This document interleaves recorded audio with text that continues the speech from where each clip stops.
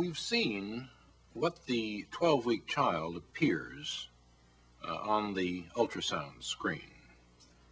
And we have also seen the mechanics, the actual steps of a 12-week abortion. Now, for the first time, we're going to see a film made with real-time ultrasound imaging of a 12-week abortion. Bear in mind that this is not an unusual instance, a late abortion. This is one of the 4,000 or so a day done every day in the United States. This film was made at an abortion clinic. The physician who performed the abortion was a young man who was working in 2 different abortion clinics at the time. He had already done close to 10,000 abortions in his young life. When he was asked to attend the editing session to view the film, he was so appalled at what he had done that he left the room momentarily, came back to finish the editing, but never again did another abortion. The young woman who used the real-time ultrasound camera was a feminist and a strong pro-abortionist, but she too was so moved by what she saw at the editing session that she never again discussed the subject of abortion. Now, let's turn to the actual film itself. We are now looking at a sector scan of a real-time ultrasound imaging of a 12-week unborn child. The child is orientated in this direction. You are looking now at the head of the child here, the body of the child here, and this image is the child's hand approaching its mouth.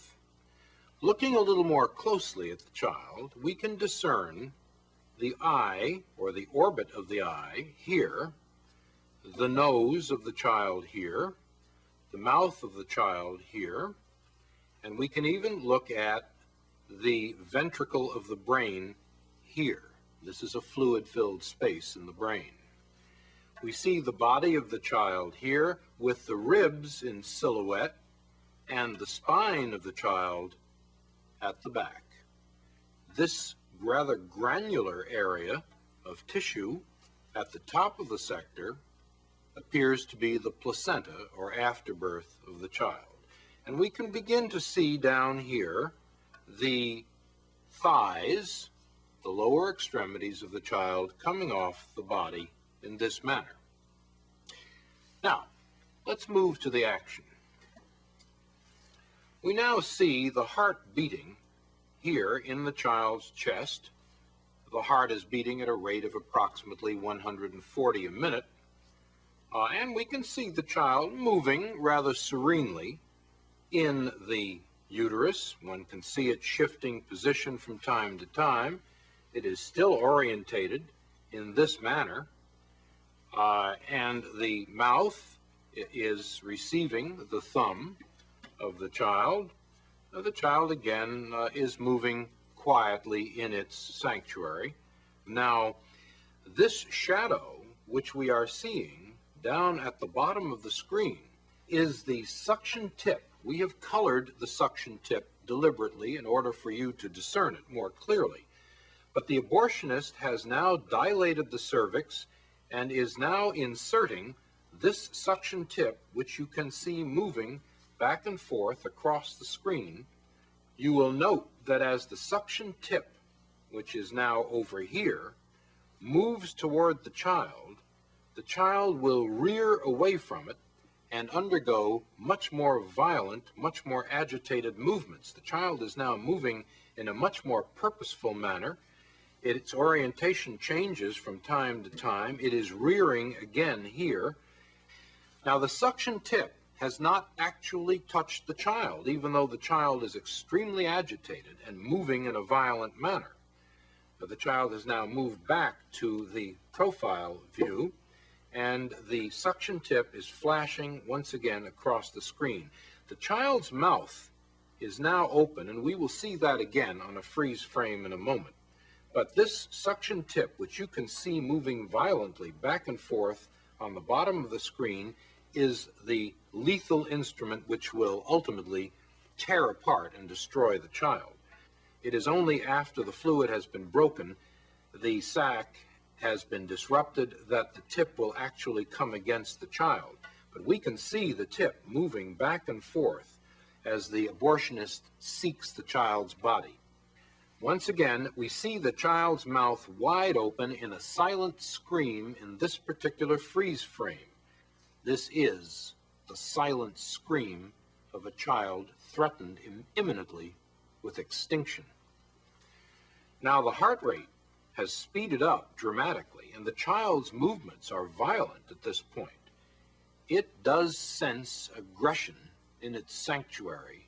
It is moving away. One can see it moving to the left side of the uterus in an attempt, a pathetic attempt, to escape the inexorable instruments which the abortionist is using to extinguish its life. Now the heart has again perceptibly speeded up. We can time this at approximately 200 beats per minute, and there is no question this child senses the most mortal danger imaginable. The membrane has now been punctured and the fluid has escaped. One no longer sees that large reservoir of fluid surrounding the child. But once the fluid has been drained off, the suction tip has now been firmly clamped to the child's body, and the child is being pulled in a downward direction by the abortionist's suction tip with the negative pressure applied to it, and the body is now being torn systematically from the head. The head of the child being in this direction here. I am now outlining the child's head. The lower extremities have already been lost, and we see the suction tip flashing from time to time in the screen as a typhoon-like series of echoes, and the child is being tugged back and forth as the suction tip has now been applied to the body, and the abortionist is exerting his traction on the child in this manner. The child's head is still discernible here. The body is no longer discernible. It has now been torn from the head. What we see now is the head itself with what is called the midline echo of the head and the spicules or fragments of bone. Now this head, which I'm outlining here, on this 12-week child is simply too large to be pulled in one piece out of the uterus. The abortionist is going to have to employ this instrument, the polyp forceps, in an attempt to grab the head.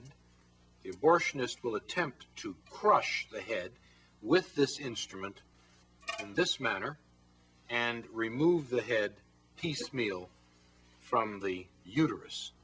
The abortionist and the anesthesiologist have a secret language between them which shields them from the grisly reality of what is going on. The abortionist and the anesthesiologist together refer to the head of this child, which is now being sought, as number one. And the anesthesiologist will inquire of the abortionist, "Is number one out yet? Are we finished?" We now see intermittently the shanks or blades of this instrument appearing in the image here. The head tends to float freely in the uterus. Here are the shanks or blades of the instrument coming across here. And the head is now being locked on by this polyp forceps, and the head is being pulled down toward the cervix. Now all we see remaining are simply the shards, the broken fragments, the pieces of tissue which document that there was once a living, defenseless, tiny human being here.